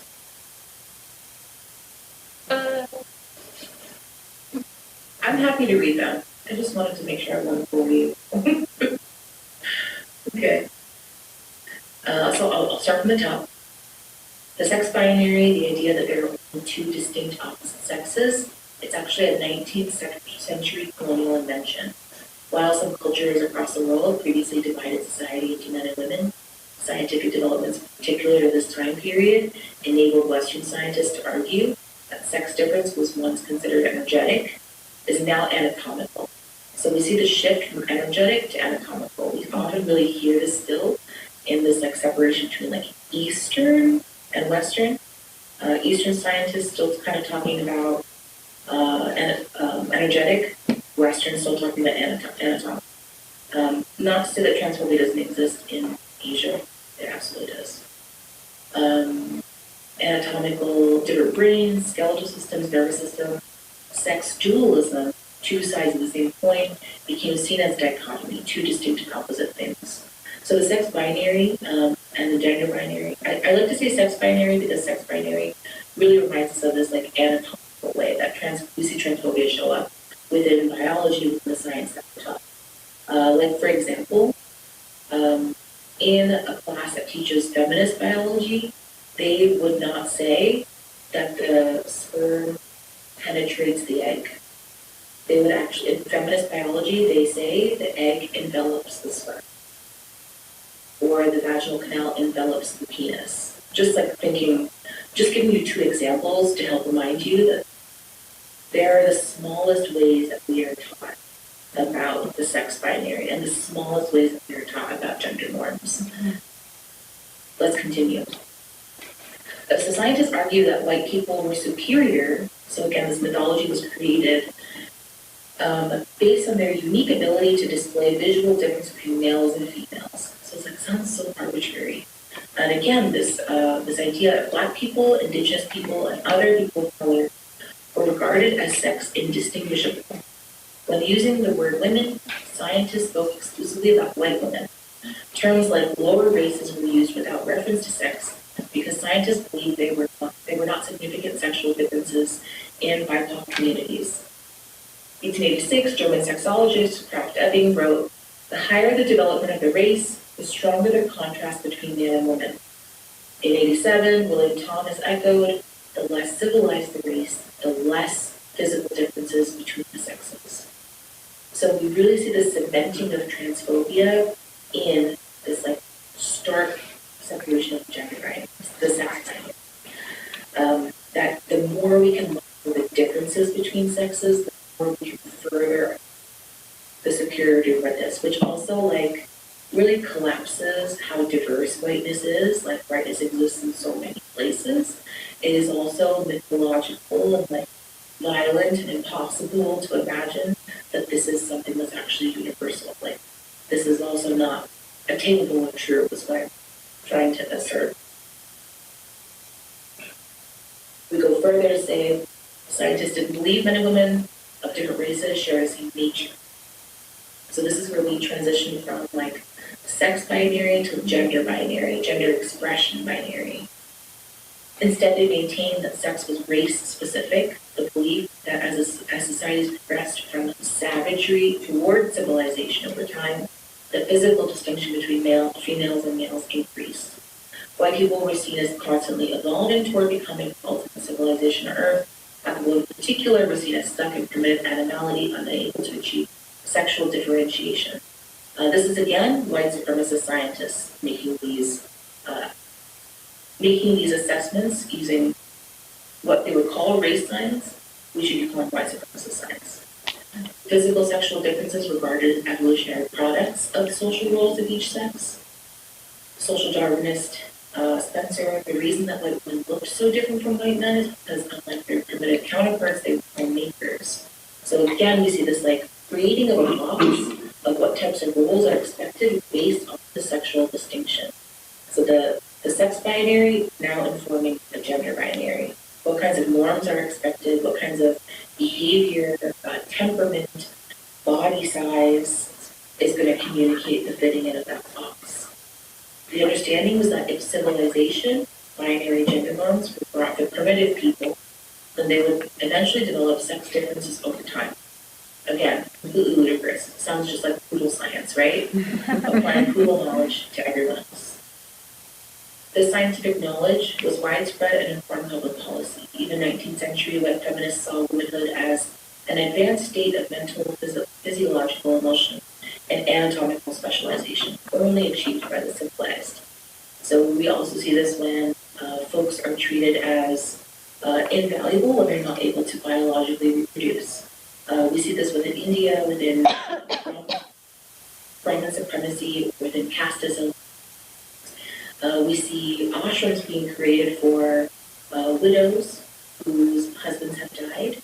And in certain families, usually upper caste families, they may eject the elder woman, the now unmarried woman, the widow, to live in a commune with other widows because she is seen as like not useful within the family unit, which is like so heartbreaking to even think that this happens to hundreds of people in India, hundreds, maybe thousands. That the biological essentialism of thinking of someone's use as a human being is reduced to their ability to have a function like that within a family. We don't think of them as humans. Within casteism and Brahminical patriarchy in India, within South Asia, we see a very similar sex binary being created. And so I say this because I'm really centering this conversation on the U.S. and America, but there exist many other supremacisms in other places of the world, like India, like within casteism. And the anti-Blackness that we see in the U.S. and we see within Western Europe also comes from this template of South Asia. Aryanism really comes from, this idea of white supremacy comes from casteism within South Asia. For example, like Nazis taking the swastika from South Asia is not a coincidence. Like Aryanism, this idea of white superiority, directly informed by casteism. There's a great book by Isabel Wilkerson called Caste. Dang, it's on my bookshelf, but we have to keep going, otherwise I would look for it. Excellent book, though. Surgeon Dr. Mary Walker talks about how now we're moving this conversation about a sex binary to genitals and reproductive capacity. This served as the linkage between body and race. So we start to continue to see the conversation further to get more specific. Orifices that were not to reproduction, considered uncivilized and dismissed. So we'll see how we're seeing oral anal sex dismissed as uncivilized. We also see that within queerphobia, within transphobia. So any kind of like heterosexist understanding of how sex happens, about how a body experiences pleasure, is going to create a hierarchy about sex as well. And put penetrative sex between a penis and vagina at the top, and anything less than that, that doesn't count as sex. We also see this in a sex ed that isn't queer and trans and doesn't think of the ways that queer and trans folks have sex as like useful things to mention during a sex ed lesson, and instead really thinking about biological reproduction as defined by white supremacy and heterosexism as the only type of sex that should be discussed.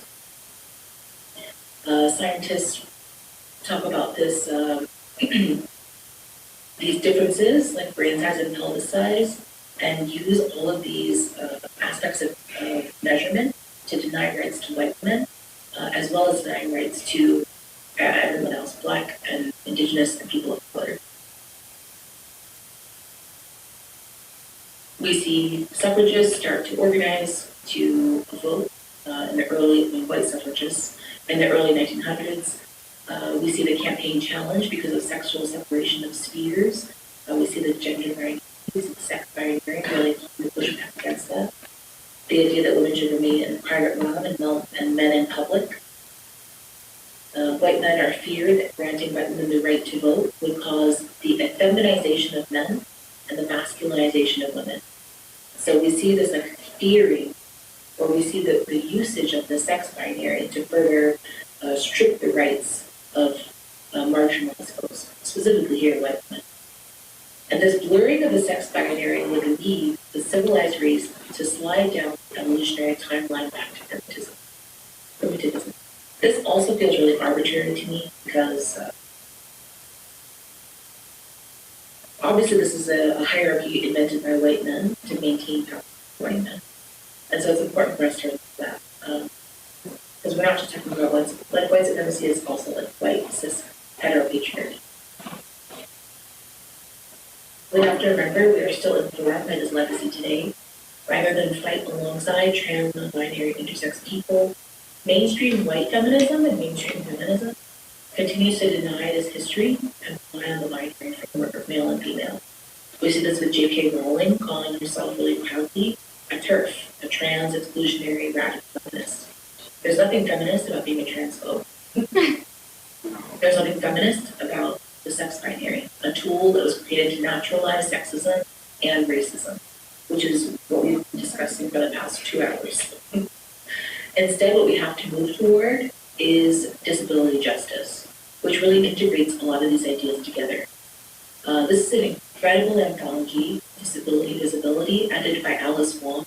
I highly recommend it, especially if you've never read anything by disabled authors or from more about disability justice.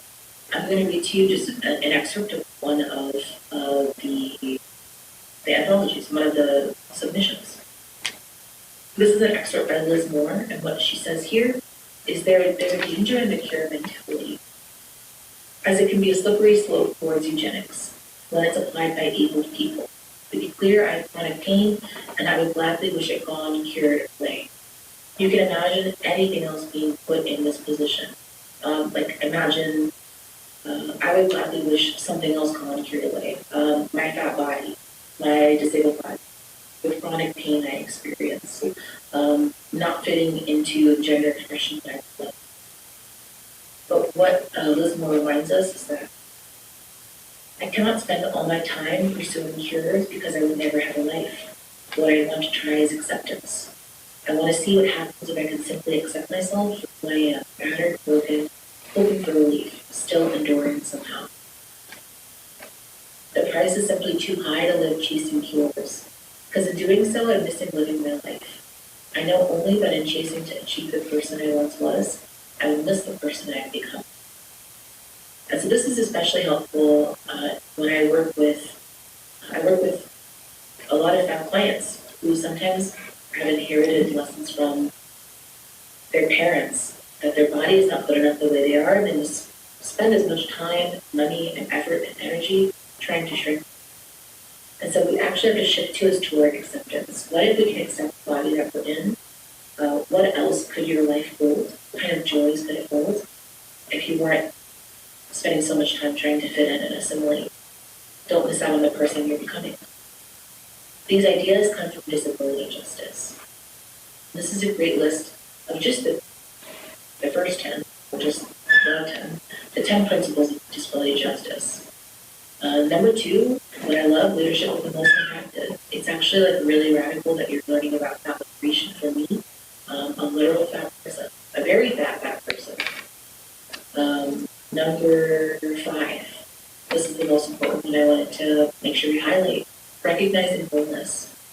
People have inherent worth outside of commodity relations and capitalist notions of productivity. Each person is full of history and life experience. We are already whole. We don't have to do things to feel whole, because we are not inadequate. These ideas and Sins Invalid were created these 10 principles of disability justice. It was started by 2 founders, one of them being Leroy Jr. And it's important to read a name because disability justice was created by Black and brown people, disabled people, not by what we see with the disability rights movement, often run by white folks. And these ideas, all bodies are whole, bodies are good bodies, that comes from disability justice. So if you see it co-opted and used to sell you a diet milkshake, or whatever is being sold of the day, it's being co-opted and it comes from disability justice. I know we don't have time for this, but I'm going to give a copy of the slides to your facilitators. And so if you would like to watch this clip, it's excellent. Interview by Laura Flanders, the Love Show, of the Lakshmi Piyosa Samar Sinha. And in this interview, Leah Lakshmi talks about the difference between disability rights movement and disability justice. Like if you were around in the 90s, like if you were Christopher Reeves and how he like acquired, he was like the Superman, he on TV and in movies, right? And he like fell off a horse and acquired a disability as an adult. And he became like the face of the disability rights movement. When like there are people who have been organizing for disability rights for decades. And disability justice, thinking about like a much broader conversation about how to get rights for all people, centering the needs of Black and Brown people. So it's an exceptional interview. And they also talk about, Leah Lush mentions like, and reframes disability in such a simple way. Like they say, if you want to learn how to survive capitalism, you actually have to look at, and you have to learn from disabled people and people that are aging, if we are lucky enough to acquire disabilities as we age, because not all of us get to.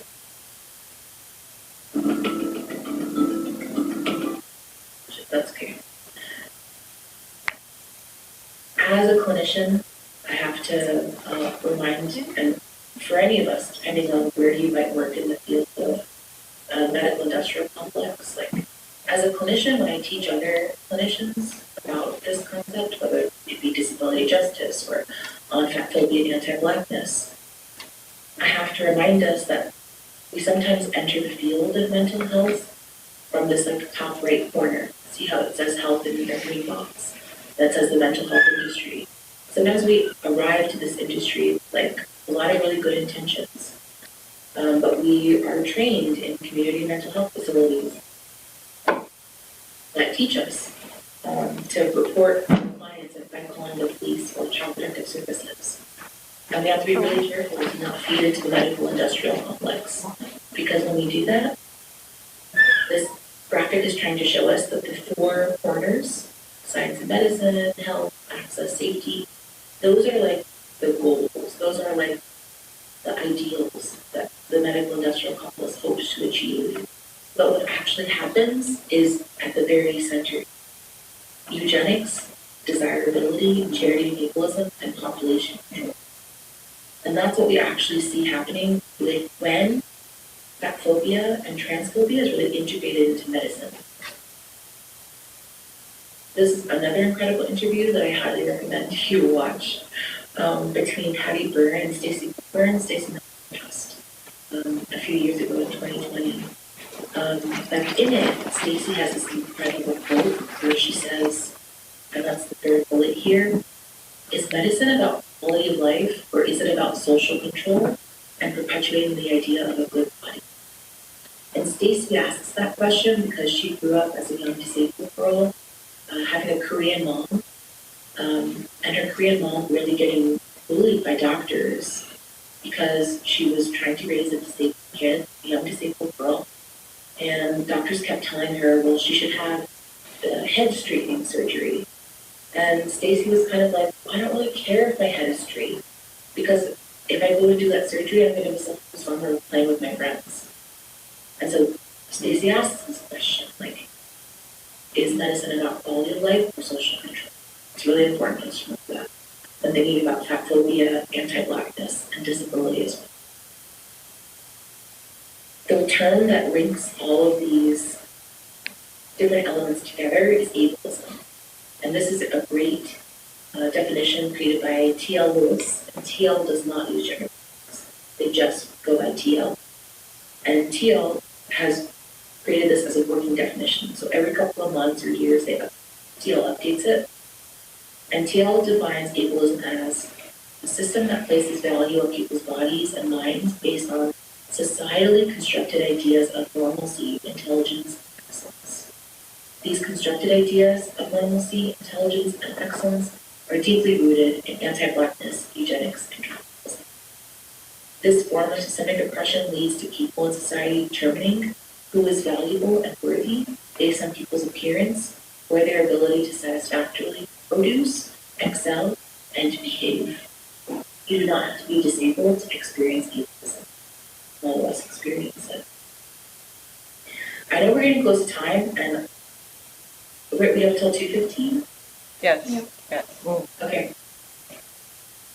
We might actually get through all the slides, which rarely happens.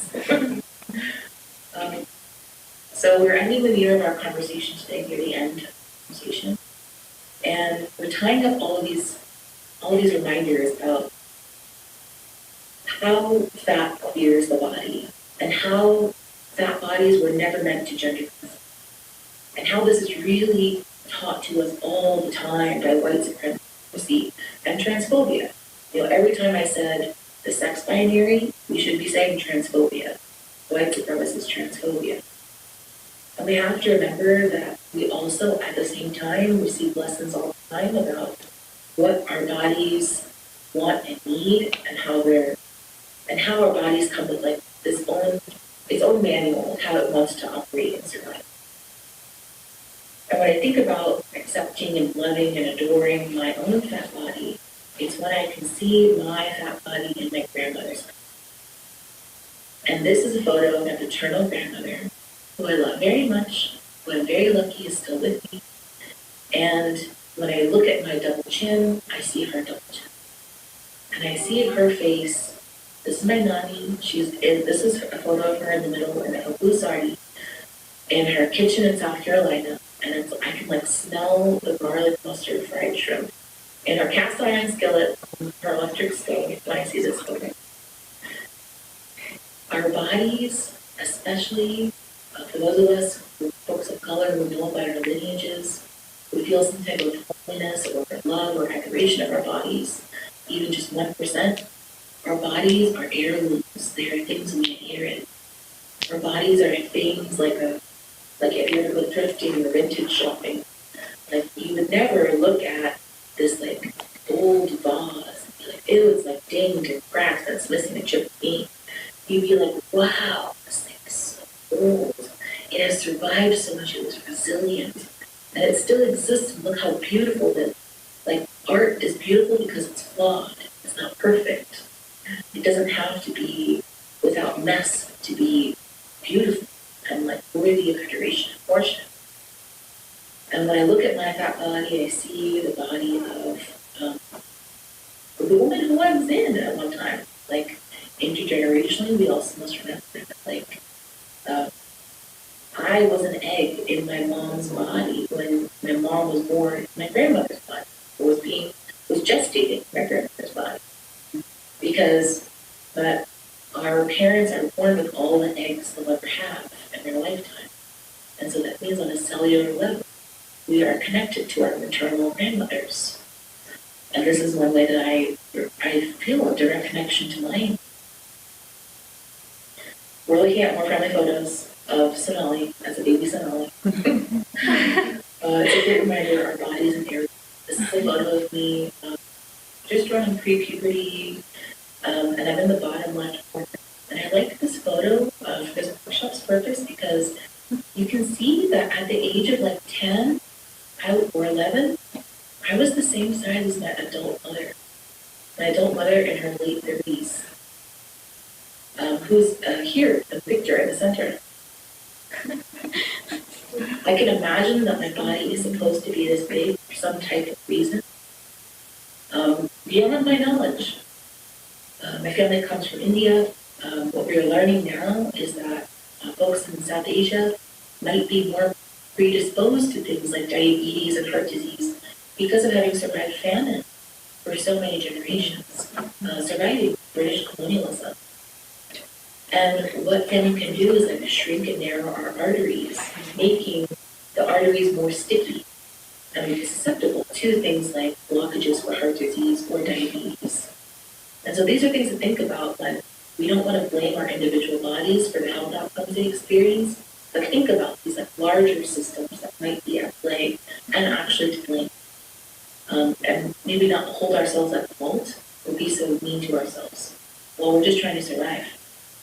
Body size diversity, even if we all ate and exercised exactly the same, our bodies would still look different from each other. We have to remember body size diversity is supposed to exist.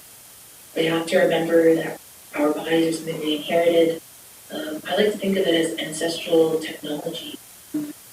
Like we are alive because thousands of ancestors had to survive in order for us to be here right now.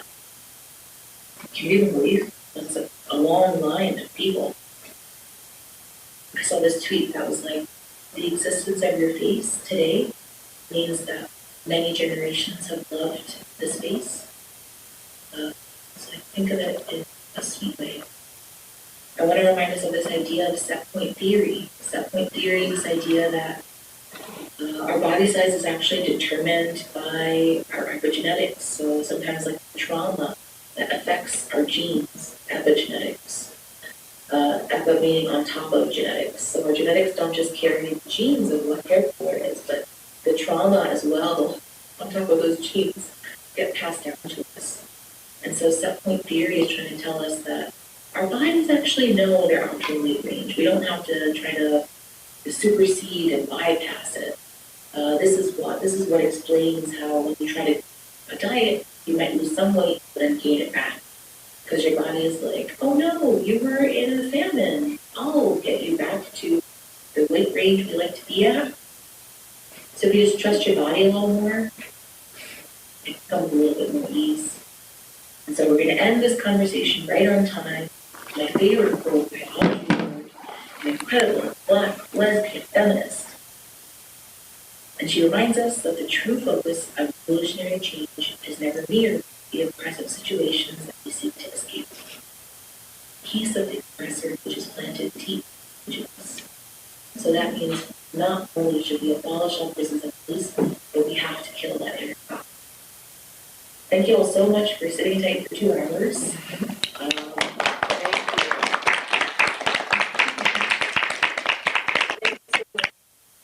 This very informative and interactive, engaging presentation today. We are pretty much at the end of our event, but I'd like to ask if anyone has any burning questions or comments before we close out. Okay. Well, thank you again. It's been absolutely wonderful being able to meet you today and participating in your presentation. Wish you all the best. And you're doing excellent work, especially when you're talking about working with a very niche population. But I think it's very important, not only that we have an opportunity to be able to be enlightened by the subject matter, but it's very important for people to be able to work with who truly see us, who truly, have the opportunity to be very impactful, in our lives and create change. So thank you again for joining us. And thank you again in the audience and online.